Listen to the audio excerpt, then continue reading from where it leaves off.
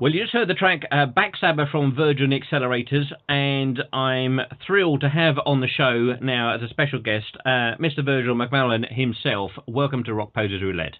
Hey, how are you, Dan? Thanks so much for having me. I'm very well, and I guess we better start by saying congratulations for the Best Guitarist Award in the European Blues Awards. Oh, well, thank you so much. I was very overwhelmed by it when I found out on Friday night that I gig at the Mars Bar in Worcester. So much so that I nearly fell off the stage, and I was very overwhelmed by it, and it was very, very humbling, and I just couldn't believe it, you know. So it was really quite amazing. Well, in my humble opinion, I think it's just deserved. Yeah, never underestimate yourself. I first, or shall I say, the only chance I've had so far, because I missed your show last month, I saw you at the Beaverwood Club with Mitch Laddie, and I'll be honest to put my hand in the air. I wasn't overly familiar with your good self, and I was going along to see Mitch. But that night, you guys just blew me away. I thought you were absolutely fantastic.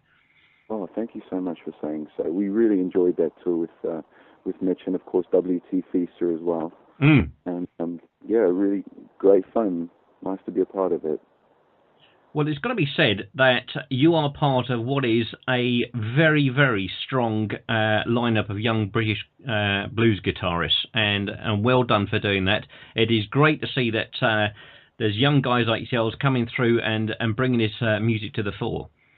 Well, thank you very much. It's a very big honor to be such a small part of what the blues has given overall, and to be able to kind of, you know, continue that in our own fashion, along with all the other great young artists that are out there.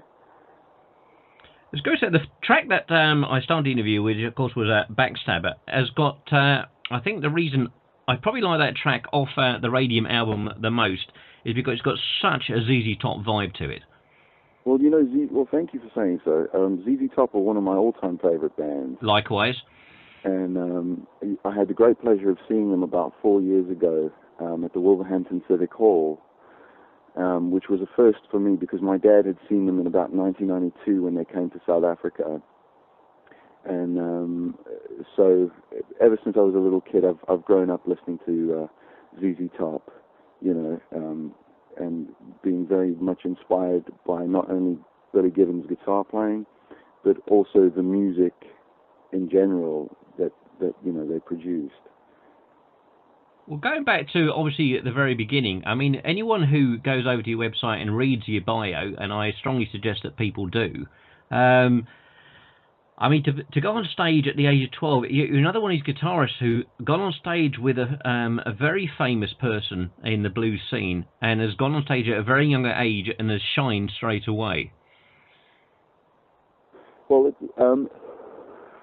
it was actually Otis Grand that I had the great pleasure of sharing the stage with, just for one number. It was kind of an impromptu thing. He called me up from the side of the stage, and the story was, my dad took me to see Otis because he'd seen him about a year before in Aberystwyth at the Art Centre.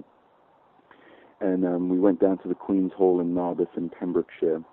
And I was, the bouncer on the door said that I wasn't allowed to stay past 9 o'clock because I was only 12. So and that was actually the time Otis was taking the stage. So my dad wasn't having any of that. And my dad just went into the venue with me and went straight up to Otis and said, "Hi Otis, how you doing? I've brought my son along to see you tonight because we're big fans of you playing and your music. But the thing is, the bouncer wants to take him out when you take the stage, as it's 9 o'clock, and he's not of age yet." So Otis said, "Well, I can't be having any of that. You've come to see me, and so tonight you're going to be my godson," were his exact words. And he said, "You're going to come backstage and you're going to sit side of stage on my spare Super Reverb, and you're my godson."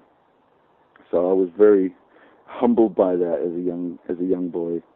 And during his encore, he looked side of stage and just said, and like, you know, said to me, "Come on, get up."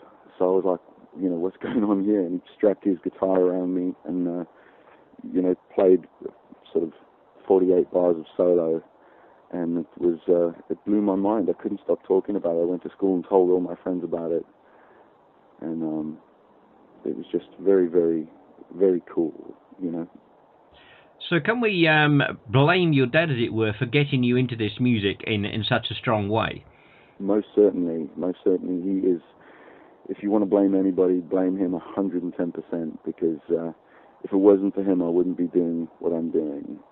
And I can't thank my dad enough for all the influence he's given. And he was a great player himself. I mean, he was 1,000 times better than anything I'll ever be. And so growing up as a boy, I idolized my dad and his playing and his band. And when I was a lot younger than 12, when we were still living in South Africa, my dad took me along to the gigs and sat me side of stage. And so watching him every Friday and Saturday night gave me the bug. You know, so I was like, that's what I want to do. And of course, he's not just dragged yourself into this particular genre of music. Obviously, he's dragged your brother in as well.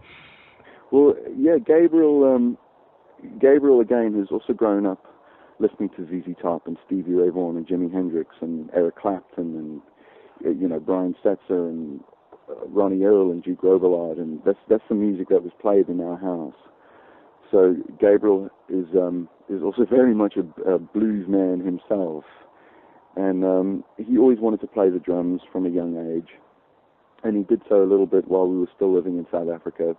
And then when we moved to the UK, Gabriel took up amateur boxing for a while and did that, but subsequently decided that boxing wasn't for him and he wanted to play the drums. So he started playing. He ended up joining my dad's band, which was The Accelerators. And it just kind of went from there, really. Well, going forward, obviously you're already working on the next album. Do you feel yourself under any pressure at all? Obviously, after the accolades that absolutely swamped the Radium, do you feel under any pressure regarding the next release? Well, certainly there's always tremendous pressure when you're releasing new material, because you know you're kind of in the firing line, as it were. You know, because people have heard your first album, so your follow-up to that has got to be stronger than what you first did. And so, you know, there is a great sense of pressure there as well. But as a band, we all feel that the music we've written for the second album is 10 times stronger than what it was on the first, you know, and also with a different vibe to it again. And so we're very much looking forward to recording it and putting it out. And with any luck, it will be well received as the first one was. Any other plans have you got? Is it just stuff you're going with Virgil Accelerators, or have you thought about getting involved with any other side projects? No, the Accelerators is my life, and I couldn't see myself for the meantime and for the foreseeable future doing anything else other than the Accelerators.